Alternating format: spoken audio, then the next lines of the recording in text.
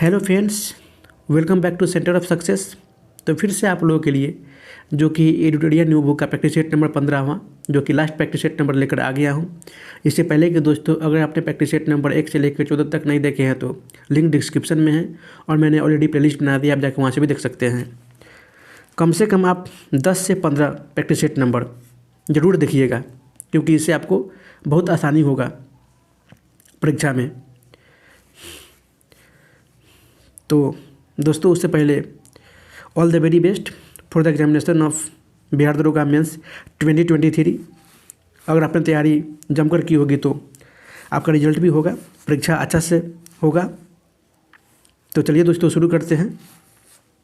आपका practice set number 15 का पहला प्रश्न, जो कि साइंस से ही शुरू होता है, फिजिक्स के प्रश्न है, भौतिकी के। बोल रहा है कि सही क्वेश्चन चुनिए। लाल प्रकाश का तरंग दैर्ध्य बैंगनी प्रकाश से ज़्यादा होता है, तो इस प्रकार आपका ऑप्शन बी सही उत्तर हो जाएगा। वैसे बैंगनी कलर का तरंग दैर्ध्य जो कि सबसे कम होता है 380 से 440 नैनोमीटर होता है। वही लाल प्रकाश का तरंग दैर्ध्य 625 नैनोमीटर से 740 नैनोमीटर होता है, जो कि सबसे ज़्यादा होता है। तो इस प्रकार आपका ऑप्शन बी सही उत्तर हो जाएगा। यदि समान आयतन किंतु भिन्न घनत्व वाले P1 P2 दो मिश्रणीय द्रव को मिला दिया जाए तो मिश्रण का घनत्व क्या होगा? तो मिश्रण का घनत्व 2P1 upon P1 plus P2 होगा। क्योंकि देखने का प्रयास करते हैं दोस्तों कि द्रव मैंने मान लिया A, जिसका घनत्व है P1, द्रव मान लिया B, जिसका घनत्व है P2, और मैंने ये भी मान लिया कि A और B दो द्रव्यमान हैं जो M है। तो द्रव्यमान द्रव्य A का आयतन क्या होता है? मास बटा द्रव्यमान बटा घनत्व, यानी M बटा P1। उसी तरह से द्रव्य B का आयतन तो M बटा P2। तो इस प्रकार आपका कुल द्रव्यमान 2M हो जाएगा, जोड़ेंगे M प्लस M 2N हो जाएगा।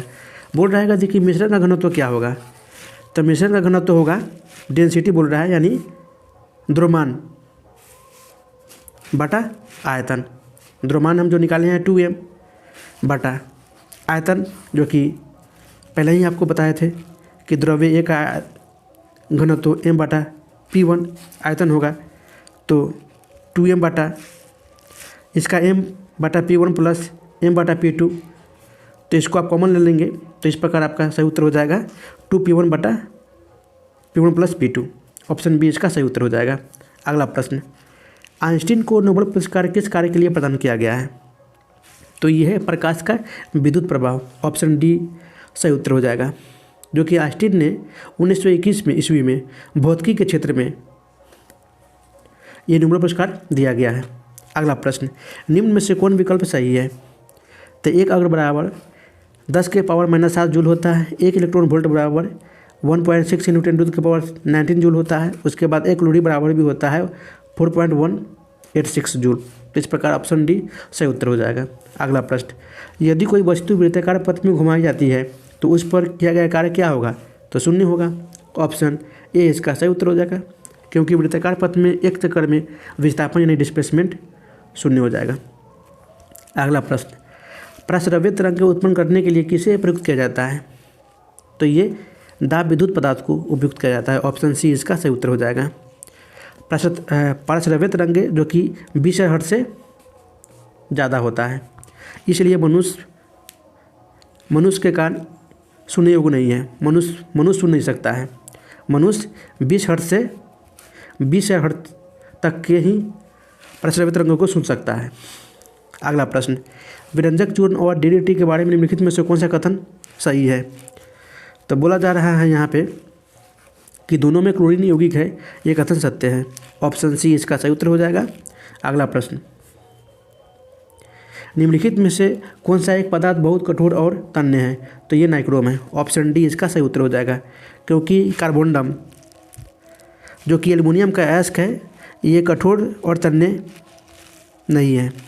वही कास्ट आयरन की बात करूँ तो ये कठोर है लेकिन तन्य नहीं है। टंगस्टन की बात करूँ तो इसका गलनांक बिंदु अधिक है लेकिन ये कठोर नहीं है। तो इस प्रकार आपका नाइक्रोम जो कि ये अभंगुर होने के कारण कठोर और उच्च गलनांक के कारण ये तन्य भी है। ऑप्शन डी इसका सही उत्तर हो जाएगा। अगला प्रश्न, निम्नलिखित में से किस ऊर्जा का मान हमेशा धनात्मक होता है? तो ये है गतिज ऊर्जा का मान। ऑप्शन ए इसका सही उत्तर हो जाएगा, क्योंकि गतिज ऊर्जा किसी गतिशील वस्तु में उसके गति के कारण निहित ऊर्जा ही गतिज ऊर्जा कहलाती है। गतिज ऊर्जा का मान जो कि सदैव धनात्मक होता है एवं यह एक सदिश राशि है, यानी कि = ½ mv²। अगला प्रश्न, गुरुत्वाकर्षण स्थिरांक g एक नियतांक जिसका मान क्या होता? तो ये होगा 6.67 × 10⁻11 Nm²/kg²। ऑप्शन बी इसका सही उत्तर हो जाएगा, जो कि यहाँ पे फोर्स आप बता सकते हो कि Gm1 × m2/r²। यहाँ पे g जो कि गुरुत्वाकर्षण नियतांक है और m1 m2 क्या है? तो ये पिंड का द्रव्यमान है और r आपका ये दूरी है, वस्तु की दूरी। अगला प्रश्न, निम्नलिखित में से किस गैस की प्रतिशत मात्रा आयतन में वायुमंडल में सबसे कम है? तो ये कार्बन डाइऑक्साइड की है। ऑप्शन बी इसका सही उत्तर हो जाएगा। सबसे ज़्यादा नाइट्रोजन लगभग 78%, उसके बाद ऑक्सीजन 21% के आसपास, उसके बाद आर्गन है जो कि 0.93% है और सबसे कम क्या है? तो 0.003% है कार्बन डाइऑक्साइड। तो इस प्रकार आपका ऑप्शन बी सही उत्तर हो जाएगा। अगला प्रश्न, स्ट्रेप्टोमाइसिन प्रतिजैविक किस जीवाणु से प्राप्त किया जाता है? तो ये स्ट्रेप्टोकोकस ग्रिसस से प्राप्त किया जाता है। ऑप्शन ए इसका सही उत्तर हो जाएगा। स्ट्रेप्टोमाइसिन जो कि प्रतिजैविक स्ट्रेप्टोकोकस ग्रिसस नामक जीवाणु से प्राप्त किया जाता है। स्ट्रेप्टोमाइसिन जो कि टेट्रासाइक्लिन और एरिथ्रोमाइसिन सामान्य रूप से प्रयोग की जाने वाली एक प्रतिजैविक है, जिन्हें कवक एवं जीवाणु से उत्पादित किया जाता है। अगला प्रश्न, निम्नलिखित में से किस बहुलक में ग्लूकोज एकक नहीं होते? तो ये रबर में नहीं होते। ऑप्शन डी इसका सही उत्तर हो जाएगा। अगला प्रश्न, सिरका और बेकिंग सोडा की अभिक्रिया से क्या बनता है? तो ये कार्बन डाइऑक्साइड बनता है। ऑप्शन बी इसका सही उत्तर हो जाएगा। अगला प्रश्न, धातुओं की सक्रियता श्रेणी में सबसे अधिक क्रियाशील धातु कौन सी है? तो ये पोटेशियम है। ऑप्शन बी इसका सही उत्तर हो जाएगा, जिसका परमाणु क्रमांक 19 होता है। वही सोडियम का 11, कैल्शियम का 20 और मैग्नीशियम का 13 होता है। तो इस प्रकार आपका ऑप्शन बी सही उत्तर हो जाएगा। अगला प्रश्न, मच्छरों को दूर करने के लिए सक्रिय रसायन कौन सा है? तो ये है एलेथ्रिन्स। ऑप्शन ए इसका सही उत्तर हो जाएगा, जो कि एलेथ्रिन्स ये पायरेथ्रिन के समान सिंथेटिक यौगिक है। इसका उपयोग जो कि मच्छरों को भगाने मारने के लिए किया जाता है, जिसे हम उसका उपयोग मच्छर कॉइल में, मैट में, वेपोराइजर में किया जाता है, जो कि यह कीड़ों के तंत्र को प्रभावित करता है, जैसे उसकी मृत्यु हो जाती है। एट्रोपिन जो कि इसका उपयोग दवा में तंत्रिका एजेंट और कीटनाशक विषाक्तता के इलाज के लिए किया जाता है। वही बेंजीन हेक्सा साइक्लोरोफिन इसका उपयोग जो कि कॉस्मेटिक और उत्पादकों में कीटाणुनाशक और रोगाणुनाशक के रूप में भी किया जाता है। अगला प्रश्न, सूची 1 को सूची 2 से 7 सम्मिलित कीजिए और सूचियों के नीचे दिए गए कोड का प्रयोग कर सही उत्तर चुनिए। तो एक्साइसिस इसी किस संघ का है? तो ये सूत्रकृमि संघ का है। मलेरिया परजीवी ये है आदि जंतु संघ का। उसके बाद घरेलू मक्खी ये आपका ये संधि संघ का है, तथा गाय आपका ये स्तनी वर्ग का है। तो इस प्रकार आपका ऑप्शन 4321 ऑप्शन ए सही उत्तर हो जाएगा। अगला प्रश्न बोल रहा है टिड्डा, तिलचट्टा, मक्खी और मच्छर किस सभी संघ के उदाहरण है? तो ये है ऑर्थोपोडा संघ के उदाहरण है। ऑप्शन सी इसका सही उत्तर हो जाएगा, जिसके प्रमुख लक्षण भी है। इनका शरीर 3 भागों में विभक्त होता है, सिर, वक्ष, उदर। रुधिर परिसंचारी जो कि तंत्र खुले प्रकार का होता है, एवं उनकी देह गुहा जो कि हिमोशोल कहलाती है। ट्रेकिया, गिल्स, बुक, लंग सामान्य सतह जो कि इनकी आदि श्वसन अंग है। अगला प्रश्न, निम्नलिखित प्रकार के पेड़कनाशियों में से कौन सा एक भंडारित अनाजों के पीड़कों का नियंत्रण करने में सुविधाजनक है? तो ये धूमक है। ऑप्शन बी इसका सही उत्तर हो जाएगा। धूमक उपयोगों के द्वारा विभिन्न भंडारित अनाजों में उपस्थित पिकों का नियंत्रण किया जाता है। गैसीय अवस्था में उपस्थित होने के कारण ये समस्त तल पर फैलाकर अनाज की रक्षा करते हैं। अगला प्रश्न, निम्नलिखित में से किसमें पौधे में जल और अन्य पदार्थों को वहन करने के लिए अन्य पदार्थों को वहन करने की विशेषता संवहन ऊतक में नहीं होते? तो ये है मार्केनेसिया। ऑप्शन ए इसका सही उत्तर हो जाएगा, जो कि ये ब्रायोफाइटा समूह में आते हैं, जिसमें विशिष्ट संवहन ऊतक नहीं होते। जल अवशोषण शरीर के सतह द्वारा किया जाता है। मार्सिलिया, जो कि ये मार्सिलिया व फन टेरिडोफाइटे के सदस्य हैं। वाइसाइकस में जाइलम और फ्लोएम दोनों पाए जाते हैं। अगला प्रश्न, हिस्ट्री के प्रश्न शुरुआत होते हैं। मद्रास प्रेसिडेंसी में स्वदेशी आंदोलन का नेतृत्व किसने किया था? तो ये चित्रम्मन पिल्लई जी के द्वारा किया गया था। ऑप्शन बी इसका सही उत्तर हो जाएगा। 16 अक्टूबर 1905 से जो कि बंगाल का विभाजन लागू हुआ था, इसी फलस्वरूप बंगाल सहित देश के अनेक भागों में भी बंगाल विभाजन के विरोध में स्वदेशी आंदोलन शुरू हुआ था। मद्रास प्रेसिडेंसी में स्वदेशी आंदोलन व बहिष्कार आंदोलन का नेतृत्व जो कि चित्रम्मन पिल्लई जी के द्वारा किया गया था। अगला प्रश्न, किस गवर्नर जनरल ने अफगानिस्तान के प्रति फॉरवर्ड नीति का अनुसरण किया था? तो किया था लॉर्ड लिटन ने। ऑप्शन ए इसका सही उत्तर हो जाएगा, जिसका कार्यकाल शासन 1876 से 1880 तक रहा था। अगला प्रश्न, किताब उल यामनी किसकी रचना है? तो ये उत्बी की है। ऑप्शन सी इसका सही उत्तर हो जाएगा। वही अल-बुरूनी आपका ये किताब उल हिंद की रचना है, और फिरदौसी की आपकी शाहनामा है। अगला प्रश्न, भू राजस्व की महलवाड़ी प्रणाली किन क्षेत्रों में लागू की गई है? तो ये आगरा, मध्य प्रांत और पंजाब में भी लागू की गई है। ऑप्शन डी इसका सही उत्तर हो जाएगा।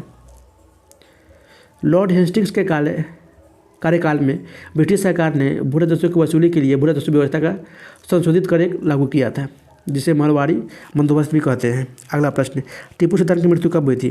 तो 1799 में हुई थी। ऑप्शन सी इसका सही उत्तर हो जाएगा। चतुर्थ आंग मैसूर युद्ध जो कि लॉर्ड वेलेस्ली के काल में 1799 ईस्वी में लड़ा गया था, इस युद्ध में अंग्रेजों के विरुद्ध लड़ते हुए टीपू सुल्तान को वीरगति प्राप्ति हुई थी, और मैसूर ने इसके बाद साख संधि स्वीकार कर ली थी। अगला प्रश्न, निम्नलिखित में से कौन सा युग्म सुमेलित है? तो बंदी जीवन, जिनकी पुस्तक है सचिंद्र सन्याल। इंडियन स्ट्रगल सुभाष चंद्र बोस की है। India divided doctor Rajendra Prasad की, और एनिहिलेशन ऑफ कास्ट ये बी आर अम्बेडकर जी की है। तो इस प्रकार आपका ऑप्शन इसमें ई होना चाहिए, जो कि सभी सुमेलित है। अगला प्रश्न, भारत के स्वतंत्रता संग्राम से संबंधित निम्नलिखित घटनाओं में से सबसे अंत में कौन सी घटना हुई थी? तो भारतीय राष्ट्रीय कांग्रेस का अमृतसर अधिवेशन आपका ये 2 दिसंबर 1919 में हुआ था। उसके बाद रॉलेट अधिनियम आपका ये 19 मार्च 1919 में हुआ था। उसके बाद रॉलेट सत्याग्रह आपका ये 6 अप्रैल 1919 में हुआ था। और जलियांवाला बाग हत्याकांड आपका ये 13 अप्रैल 1919 में हुआ था। तो बोल रहा है कि अंत में कौन हुआ था? तो आपका ये भारतीय राष्ट्रीय कांग्रेस का अमृतसर अधिवेशन 2 दिसंबर 1919 को। अगला प्रश्न, मुसलमानों के लिए पृथक राष्ट्र का प्रस्ताव सबसे पहले किसके द्वारा रखा गया था? तो ये मोहम्मद इकबाल के द्वारा रखा गया था। इसने ही एक पृथक मुस्लिम राज्य का प्रस्ताव रखा था। ऑप्शन सी इसका सही उत्तर हो जाएगा। अगला प्रश्न, सर्वप्रथम किस गवर्नर जनरल ने प्रेस पर सेंसरशिप लागू किया था? तो 1799 ईस्वी में प्रेस पर सेंसरशिप लागू करने वाला प्रथम गवर्नर जनरल आपका ये लॉर्ड वेलेस्ली था। ऑप्शन सी इसका सही उत्तर हो जाएगा। एवं इसने ही साख संधि की पद्धति शुरू की थी। इसी ने 1800 ईस्वी में कलकत्ता में नागरिक सभा में भर्ती किए युवकों को प्रशिक्षित करने के लिए फोर्ट विलियम कॉलेज की स्थापना की थी, जो कि 1854 तक अंग्रेजों को भारतीय भाषाओं की शिक्षा देने का काम चलता रहा था। अगला प्रश्न, निम्नलिखित में से किस अधिनियम में भारतीय ईसाइयों तथा आंग्ल भारतीयों के प्रतिनिधि के लिए पृथक निर्वाचन मंडल बताए जाने का प्रावधान किया गया था? तब भारत शासन अधिनियम 1919 में शुरू की गई सांप्रदायिक आधार पर निर्वाचन प्रणाली का विस्तार करते हुए इससे सिखों, भारतीय ईसाई, आंग्ल भारतीय तथा यूरोपियों पर भी लागू कर दिया गया था। तो इस प्रकार आपका ऑप्शन सी सही उत्तर हो जाएगा। अगला प्रश्न, बिहार प्रादेशिक सम्मेलन का दूसरा अधिवेशन कहाँ आयोजित किया गया था? तो यह भागलपुर में किया गया था। दूसरा अधिवेशन सच्चिदानंद सिन्हा के अध्यक्षता में। और इस सम्मेलन में ही बिहार को पृथक राज्य देने का मांग की गई थी। अगला प्रश्न, निम्नलिखित में से किससे उदनपुरी बिहार का निर्माण करवाया है? तो ये गोपाल ने करवाया है और गोपाल के पुत्र ही हैं धर्मपाल। उदनपुरी जो कि निर्माण के शासक गोपाल हैं। हर्षवर्धन के साम्राज्य के विघटन के बाद 8वीं शताब्दी में मध्य के पूर्वी भारत में पाल वंश का उदय हुआ था और इसके संस्थापक गोपाल हैं। गोपाल के पुत्र जो कि धर्मपाल ने कनौज पे आक्रमण किया था। अगला प्रश्न, निम्नलिखित में से किस विषय पर मतभेद होने के कारण द्वितीय गोलमेज सम्मेलन असफल रहा? तो ये सांप्रदायिक प्रतिनिधित्व, ऑप्शन बी इसका सही उत्तर हो जाएगा। द्वितीय गोलमेज सम्मेलन 17 सितंबर 1931 को प्रारंभ हुआ था, जिसमें महात्मा गांधी जो कांग्रेस के एकमात्र प्रतिनिधि के रूप में सम्मिलित हुए थे। यह सम्मेलन सांप्रदायिक समस्या पर विवाद के कारण पूरी तरह से सफल रहा। दलित नेता भीमराव अम्बेडकर जी ने दलितों के लिए पृथक निर्वाचन मंडल की मांग की थी, जिसने गांधी जी ने अस्वीकार कर दिया था और अंततः यह सम्मेलन 1 दिसंबर 1931 को समाप्त घोषित कर दिया गया था। तो इस प्रकार आपका ऑप्शन भी सही उत्तर हो जाएगा। अगला प्रश्न, निम्नलिखित घटनाओं को कालक्रम के अनुसार बढ़ते क्रम में व्यवस्थित करें। तो साइमन कमीशन जो कि मार्च 1930 में आया था। पुनः समझौता आपका ये 24 सितंबर 1932 में हुआ था, 1932 में हुआ था। उसके बाद सांप्रदायिक पंचांग आपका ये 16 अगस्त 1932 में हुआ था और उसके बाद दिल्ली समझौता आपका ये 5 फरवरी 1931 में हुआ था। तो इस प्रकार बोल रहा है कि 1432 ऑप्शन बी इसका सही उत्तर हो जाएगा। अगला प्रश्न, विजयनगर साम्राज्य के विरुद्ध तालीकोटा के युद्ध में बहमनियों के संग में कौन सम्मिलित नहीं था? तो ये बराड़ सम्मिलित नहीं था, जो कि तालीकोटा का युद्ध 1565 ईस्वी में हुआ था। अगला प्रश्न, जिसे हम बन्नीघट्टी का युद्ध भी कहते हैं। अगला प्रश्न, एकता व्यवस्था को शुरू करने का श्रेय किस सुल्तान को जाता है? तो ये इल्तुतमिश है, ऑप्शन सी इसका सही उत्तर हो जाएगा। जो कि इसके तहत सभी सैनिकों व गैर सैनिकों अधिकारियों को नगद वेतन के बदले में भूमि प्रदान की जाती थी, जो कि ये भूभाग के मालिक नहीं होते थे, केवल ये भू का उपयोग कर सकते थे, यानी कृषि कर सकते थे, उपजा सकते थे, लेकिन भूमि का अधिकार के मालिक ही नहीं हो सकते हैं। अगला प्रश्न, निम्नलिखित शासकों में से किसका उल्लेख अशोक के अभिलेखों में मिलता है? तो ये चोल में भी, पांड्या में भी और चेर में भी, यानी ऑप्शन डी इसका सही उत्तर हो जाएगा। अशोक के द्वितीय अभिलेख में चेर, चोल, पांड्य, क्षत्रिय पुत्र और ताम्रपर्णी राज का उल्लेख है। बाबरू अभिलेख में अशोक ने स्वयं को मगध का राजा बताया था। अगला प्रश्न, हिजरी संवत आरंभ हुआ है? तो ये इस्लाम धर्म के प्रवर्तक जो कि मोहम्मद पैगंबर साहब का जन्म जो कि सऊदी अरब के मक्का में 1570 ईस्वी में, सॉरी दोस्तों 570 ईस्वी में हुआ था और 622 ईस्वी में उन्हें मक्का से मदीना प्रस्थान करने के उपलक्ष्य में हिजरी संवत मनाया जाता है। तो ये पैगंबर साहब के मक्का से मदीना प्रस्थान करने के उपलक्ष्य में, ऑप्शन डी इसका सही उत्तर हो जाएगा। अगला प्रश्न, निम्नलिखित कलाकारों और उनके कला रूपों का मिलन कीजिए। तो उस्ताद अलाउद्दीन खां ये सरोद वादक है, भजन सोपारी ये संतूर वादक है, उसके बाद बदरुद्दीन डागर आपका ये वीणा बजाते हैं और उसके बाद बुद्धादित्य मुखर्जी आपका ये सितार वादक हैं। तो इस प्रकार आपका ऑप्शन 2413 ऑप्शन बी इसका सही उत्तर हो जाएगा। अगला प्रश्न, पुस्तकों और लेखकों के साथ मिलान कीजिए और सूचियों के नीचे दिए गए कोड़ों को सही उत्तर चुनिए। द माई प्रेसिडेंशियल ईयर्स ये आर वेंकट रमन जी की है। उसके बाद the Hindu way of life ये एस राधाकृष्णन की है और वाइल ऑफ कॉन्शंस ये वी गिरी जी की है एवं विदाउट फियर ऑफ फेवर ये एन संजीव रेड्डी जी की है। तो ऑप्शन डी इसका सही उत्तर हो जाएगा। DABC डी ऑप्शन आपका सही उत्तर हो जाएगा। अगला प्रश्न, इंदिरा गांधी आवास योजना की शुरुआत किस पंचवर्षीय योजना में हुई थी? तो ये 7वीं पंचवर्षीय योजना में हुई थी, ऑप्शन सी इसका सही उत्तर हो जाएगा, जिसका योजना का कार्यकाल 1985 से 1990 तक रहा था। अगला प्रश्न, निम्नलिखित में से किस वित्तीय वर्ष में पहली बार बिहार आर्थिक सर्वेक्षण प्रकाशित किया गया था? तो ये 2006 से 7 के बीच में, ऑप्शन सी इसका सही उत्तर हो जाएगा, जो कि बिहार विधानसभा में प्रकाशित किया गया था। अगला प्रश्न, भारतीय जनजातीय सहकारी विपणन विकास परिसंघ ट्राइफेड का गठन कब किया गया था? तो ट्राइफेड का गठन जो कि 1987 में किया गया था। ऑप्शन ए इसका सही उत्तर हो जाएगा। ट्राइफेड जनजातियों को अपने उत्पादों को बेचने और उनका सही मूल्य दिलाने का कार्य करता है। अगला प्रश्न, चालू खाता घाटा कैट क्या होता है? तो ये देश में कुल निर्यात से कुल आयात अधिक होने के कारण घाटा का योग होता है। ऑप्शन ए इसका सही उत्तर हो जाएगा। अगला प्रश्न, भारत में शीतकालीन चक्रवात लाने के लिए जेट प्रवाह की कौन सी शाखा उत्तरदायित्व है? तो ये है पश्चिमी जेट प्रवाह। ऑप्शन सी इसका सही उत्तर हो जाएगा। अगला प्रश्न, जिस अक्षांश पर वार्षिक तापांतर न्यूनतम होता है वह है भूमध्य रेखा, जिसे हम विषुवत रेखा भी कहते हैं, क्योंकि लगभग वर्ष भर सूर्य की किरणें लंबवत पड़ने से उच्च एवं निम्न तापमान में ज़्यादा अंतर नहीं होता है, इसलिए इन क्षेत्रों में कोई शीत ऋतु नहीं होती। अगला प्रश्न, लेटराइट मिट्टी के संदर्भ में कौन सा कथन गलत है? तो जो यहाँ पे देख रहे हैं कि इसमें नाइट्रोजन, पोटाश, चूना जैविक पदार्थ की बहुलता अधिक होती है, ये कथन गलत है, क्योंकि बहुत कम होती है, निम्न होती है। एवं यह मिट्टी समानता लौह और एल्युमिनियम से समृद्ध होती है, लेटराइट मिट्टी। अगला प्रश्न, निम्न में से कौन सा दक्षिण अमेरिकी देश भू आवेशित स्थलरुद्ध है? तो यह है पराग्वे। ऑप्शन ए इसका सही उत्तर हो जाएगा। वही दक्षिण अमेरिका में मात्र 2 ही देश हैं, पराग्वे और बोलिविया। और एशिया महाद्वीप में स्थलरुद्ध देश आपका Afghanistan, Bhutan, Laos, Nepal, Kazakhstan, Tajikistan, Uzbekistan भी है, किर्गिस्तान भी है, मंगोलिया भी है, अजरबैजान भी है, आर्मेनिया भी है एवं तुर्कमेनिस्तान भी है। कजाकिस्तान जो मैंने बताया था कि एशिया महाद्वीप में सबसे बड़ा स्थलरुद्ध देश है, स्थलरुद्ध। अगला प्रश्न, मृदा प्रदूषण निम्न कारणों में से कौन सा विकल्प सत्य है?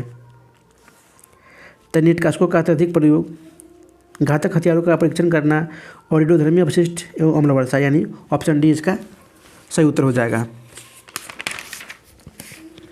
कृषि में अत्यधिक कीटनाशकों का प्रयोग करना, परमाणु बम जैसे घातक हथियारों का परीक्षण करना, पॉलीथीन, रसायन, अम्ल क्षार आदि के कारण और रेडियोधर्मी अपशिष्ट के कारण, जल प्रदूषण व अम्लीय वर्षा के कारण में मृदा प्रदूषित होती है। तो इस प्रकार आपका ऑप्शन डी सही उत्तर हो जाएगा। अगला प्रश्न, निम्न में से किसे द्वितीयक वायु प्रदूषक कहा जाता है? तो आपका ये ओजोन थ्योरी है। ऑप्शन ए इसका सही उत्तर हो जाएगा।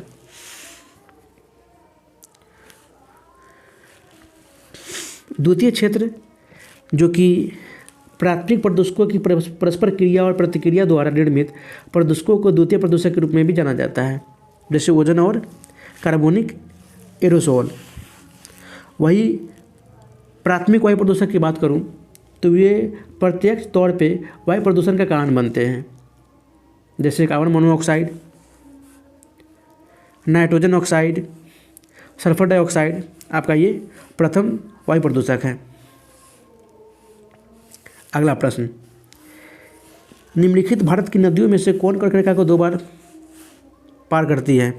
तो ये माही नदी है, जो कि मध्य प्रदेश से उद्गमित होकर राजस्थान, गुजरात में प्रभावित होते हुए खंभात की खाड़ी में गिरती है। अगला प्रश्न, कुमायूं हिमालय निम्नलिखित में से किन 2 नदियों के बीच स्थित है? तो ये सतलज और काली नदियों के बीच स्थित है। ऑप्शन सी इसका सही उत्तर हो जाएगा। वही सिंधु और सतलज, ये 2 नदियों के बीच हिमालय के भाग को पंजाब हिमालय है, और काली और तीस्ता नदियों के बीच हिमालय के भाग को नेपाल हिमालय भी कहते हैं। अगला प्रश्न, भारत के निम्नलिखित भागों में द्रविड़ प्रजाति मुख्यतः कहाँ से केंद्रित है? तो ये दक्षिणी भारत में है। ऑप्शन ए इसका सही उत्तर हो जाएगा। द्रविड़ प्रजाति जो कि मुख्य रूप से भारत के दक्षिणी भाग में संकेंद्रित है, ये द्रविड़ भाषा से संबंधित है। इसमें तमिल, कन्नड़, मलयालम, तेलुगु और तुलु प्रमुख हैं।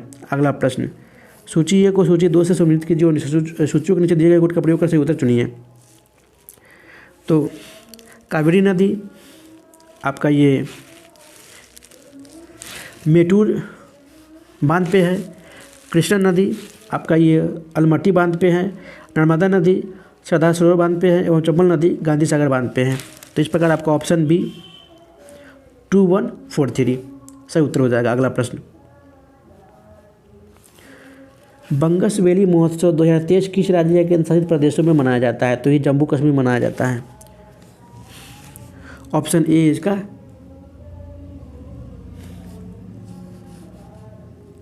सॉरी दोस्तों, कुमायूं। अपन कहाँ थे? 56, 57, कावेरी 55 करेंगे, 55 पे आएंगे ना। बोल रहा है कि निम्नलिखित में से कौन सुमेलित नहीं है। तो यहाँ पे गाय जो कि देवनी नस्ल का है, बकरी बड़बड़ी नस्ल का है, भैंस मद्रावी नस्ल का है, और जो गीर है ना ये भी गाय नस्ल से संबंधित है। तो इस प्रकार ये सुमेलित नहीं है। ऑप्शन डी इसका सही उत्तर हो जाएगा। अगला प्रश्न, सूची 1 और सूची 2 से सुमेलित कीजिए और नीचे दिए कुछ का सही उत्तर चुनिए। तो बादाम पहाड़ जो कि आपका ये उड़ीसा में है। उसके बाद दल्ली राजहारा आपका ये छत्तीसगढ़ में है।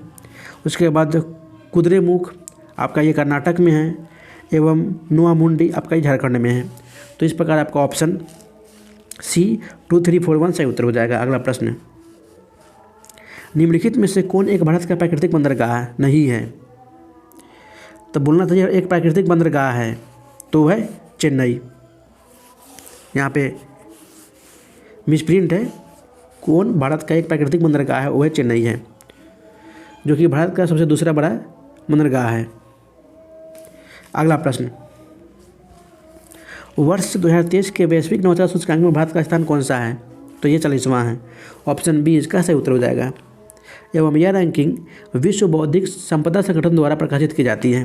अगला प्रश्न, भारतीय वायुसेना और ड्रोन फेडरेशन ऑफ इंडिया द्वारा भारत ड्रोन शक्ति 2023 की मेजबानी कब और कहाँ की गई है? तो ये गाजियाबाद उत्तर प्रदेश के सितंबर 2023 में। ऑप्शन बी इसका सही उत्तर हो जाएगा। भारत ड्रोन शक्ति 2023 की मेजबानी जो कि 25 सितंबर 2023 को उत्तर प्रदेश गाजियाबाद दिल्ली में हिंडन में भारतीय वायुसेना के एयरबेस पर भारतीय वायुसेना और ड्रोन फेडरेशन ऑफ इंडिया द्वारा की गई है। अगला प्रश्न, बंगस वैली महोत्सव 2023 किस राज्य या केंद्रशासित प्रदेश में मनाया गया है? तो ये जम्मू कश्मीर में। ऑप्शन ए इसका सही उत्तर हो जाएगा। जम्मू कश्मीर के कुपवाड़ा शहर में। लद्दाख में हिमिस महोत्सव मनाया जाता है। उड़ीसा में राजा कृषि महोत्सव मनाया जाता है और सिक्किम में भूमचू महोत्सव मनाया जाता है। अगला प्रश्न, चंद्रयान 3 रोवर पर लगे लेजर प्रेरित ब्रेकडाउन स्टेप्टोस्कोपी लिप्स उपकरण का उद्देश्य क्या है? तो ये है तीव्र लेजर पल्स का उपयोग करके चंद्र मिट्टी की संरचना का विश्लेषण करना। ऑप्शन सी इसका सही उत्तर हो जाएगा। लेजर प्रेरित ब्रेकडाउन जो कि स्पेक्ट्रोस्कोपी उपकरण ने दक्षिणी ध्रुव का 5 चंद्रमा की सतह की मौलिक संरचना पर पहली बार इन सिटू मेजरमेंट स्टॉप रूप से क्षेत्र में सल्फर की उपस्थिति का पुष्टि करता है। एवं यह कुछ ऐसा है जो ऑर्बिटर पर लगे उपकरणों द्वारा संभव नहीं था। अगला प्रश्न, वर्ष 2023 की चिकित्सा के क्षेत्र में नोबेल पुरस्कार किसे प्रदान किया गया है? तो ये कैटालिन कार्डिको को प्रदान किया गया है शांति के क्षेत्र में। ऑप्शन डी इसका सही उत्तर हो जाएगा। सॉरी दोस्तों, चिकित्सा के क्षेत्र में, जो कि कोविड-19 के खिलाफ ये टीकों के विकास के खोज के लिए किया था काम। वही नरगिस मोहम्मदी को शांति के क्षेत्र में दिया गया था नोबेल पुरस्कार। जॉन फोस को साहित्य के क्षेत्र में दिया गया था, एवं पीरे ऑगस्टिनी को भौतिकी के क्षेत्र में दिया गया था। अगला प्रश्न, made in India from independence to emergency पुस्तक के लेखक कौन है? तो ये है अमिताभ कांत। ऑप्शन सी इसका सही उत्तर हो जाएगा। वही सुभाष चंद्र गर्ग की वी ऑल्सो मेक पॉलिसी है, झुम्पा लाहिड़ी की रोमन स्टोरीज है, और तस्लीम नसरीन की बर्निंग रोजेज इन माई गार्डन है। अगला प्रश्न, भारत द्वारा अक्टूबर 2023 में इजरायल हमास युद्ध क्षेत्र से नागरिकों को स्वदेश लाने के लिए कौन सा अभियान शुरू किया गया था? तो ये ऑपरेशन अजय है। ऑप्शन ए इसका सही उत्तर हो जाएगा।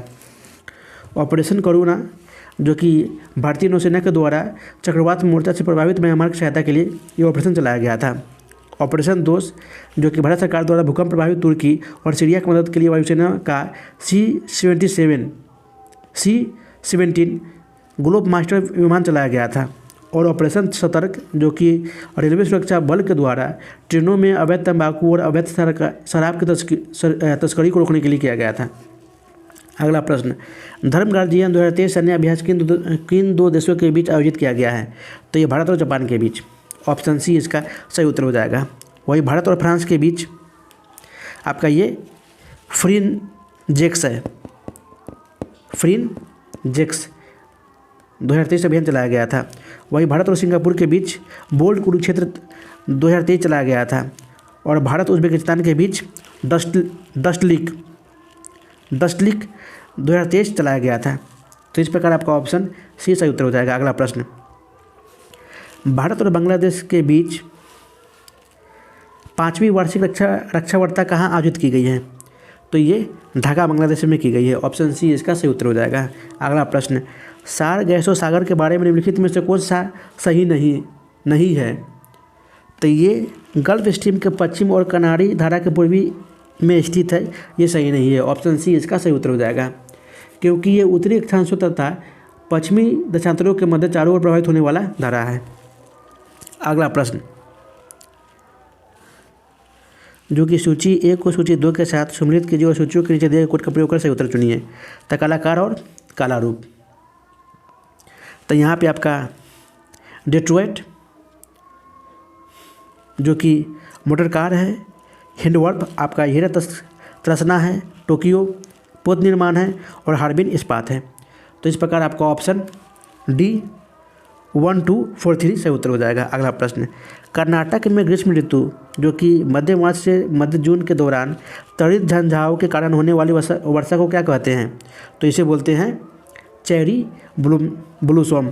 ऑप्शन डी इसका सही उत्तर हो जाएगा, जो कि एक प्रकार का तूफान है जो कि कर्नाटक के क्षेत्र में आते हैं एवं यह तूफान कॉफ़ी के रोपण के लिए अत्यधिक उपयोगी होता है। तूफान की उत्पत्ति जो कि कर्नाटक में आर्द्र सागरीय पवन और गर्म पवनों के मिलने से होता है। अगला प्रश्न, ईरी झील और मसीगन झील को जोड़ने वाली कौन सी नहर है? तो ये सू नहर है। ऑप्शन ए इसका ईरी नहर है। ऑप्शन बी इसका सही उत्तर हो जाएगा। और सू नहर को सुपीरियर झील और हारून झील जोड़ती है। न्यू वाटर वे को उत्तरी सागर और डाट्रम झील के बीच होती है। अगला प्रश्न, किस निम्न में से किस अधिनियम द्वारा केंद्रीय बजट को राज्य बजट में से अलग किया गया है? तो ये है भारत सरकार अधिनियम 1919।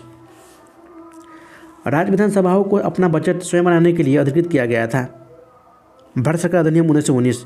ऑप्शन बी इसका सही उत्तर हो जाएगा। राज्य पुनर्गठन से संबंधित जेवीपी समिति ने कब अपनी सिफारिश सरकार के समक्ष पेश की थी? यानी जेवीपी जवाहरलाल नेहरू, वल्लभ भाई पटेल और पटाभी सीतारामैया। तो ये 1949 में। ऑप्शन बी इसका सही उत्तर हो जाएगा, जो कि गठन हुआ था 1948 में, लेकिन इस रिपोर्ट को सरकार के समक्ष 1949 में सौंपा गया था। अगला प्रश्न, भारत में शिक्षा के क्षेत्र में वास्तविक प्रयास ईस्ट इंडिया कंपनी द्वारा किस अधिनियम के तहत शुरू किया गया है? तो ये है 1813 के चार्टर अधिनियम के तहत। ऑप्शन बी इसका सही उत्तर हो जाएगा। अगला प्रश्न, पहली बार परिसीमन आयोग का गठन कब किया गया था?